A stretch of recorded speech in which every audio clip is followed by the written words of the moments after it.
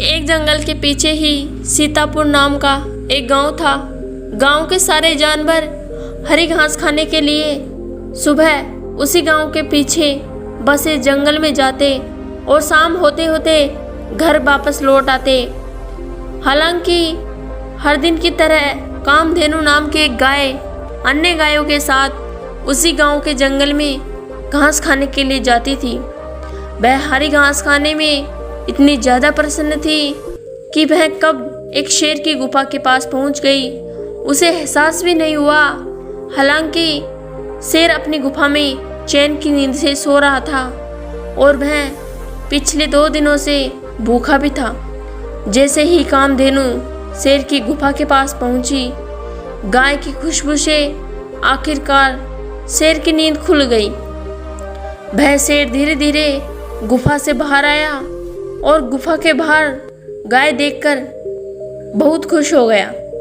शेर ने मन ही मन सोचा कि आज उसकी 2 दिनों की भूख मिट जाएगी। वह इस तंदुरुस्त गाय का ताज़ा मांस खाएगा और यह सोचकर उसने एक तेज दहाड़ लगाई।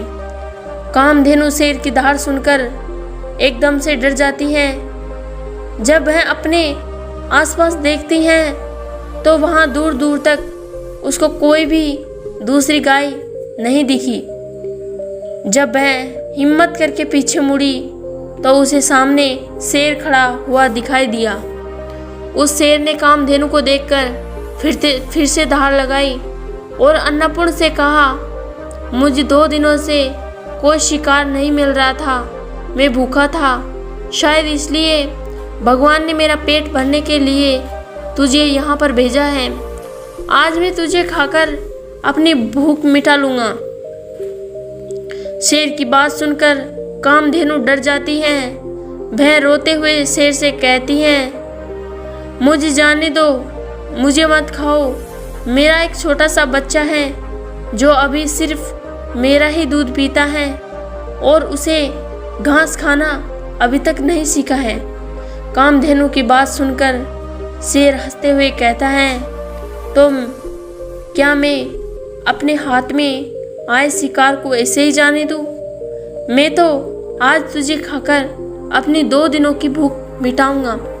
शेर का ऐसा कहने पर कामधेनु उसके सामने रोने लगी और विनती करते हुए कहती है कि आज मुझे जाने दो, मैं आज अपने बछड़े को आखिरी बार दूध पिला दूंगी और उसे बहुत सारा प्यार करके कल सुबह होते ही तुम्हारे पास आ जाऊंगी। फिर तुम मुझे खा लेना और अपना भूखा पेट भर लेना। शेर कामधेनु की यह बात मान जाता है और धमकी देते हुए कहता है कि अगर तू कल नहीं आई तो मैं तेरे गांव आऊँगा, फिर तुझे और तेरे बेटे दोनों को खाऊंगा। कामधेनु शेर की यह बात सुनकर खुश हो जाती है और शेर को अपना वचन देकर गांव वापस चली जाती है। वहाँ से वह सीधे अपने बछड़े के पास जाती हैं, उसे दूध पिलाती हैं और बहुत सारा प्यार करती हैं। फिर बछड़े को शेर के साथ हुई सारी घटना बताती हैं और कहती हैं कि उसे अब अपना ख्याल खुद ही रखना होगा। वह कल सुबह होते ही अपना वचन पूरा करने के लिए शेर के पास चली जाएगी। अपनी माँ की बातें सुनकर बछड़ा रोने लगा। दूसरे दिन सुबह होते ही कामधेनु जंगल की तरफ निकल जाती है और शेर की गुफा के सामने पहुंचकर शेर से कहती है, अपने वचन के अनुसार मैं तुम्हारे पास आ गई हूँ, अब तुम मुझे खा सकते हो।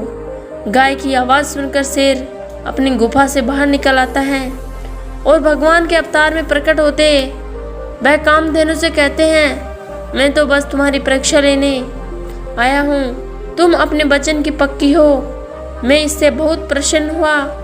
तुम अब अपने घर और अपने बछड़े के पास वापस जा सकती हो।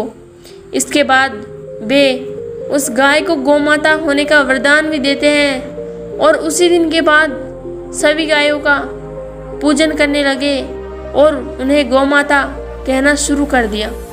कहानी की सीख मिलती है कि हमें धैर्य और समझदारी कैसे हमारे जीवन के लिए महत्वपूर्ण है। जब हम समस्याओं का सामना करते हैं, हमें गुस्से और बदले की आवश्यकता नहीं होती है, बल्कि हम समस्याओं को धीरे धीरे और समझदारी से हल कर सकते हैं।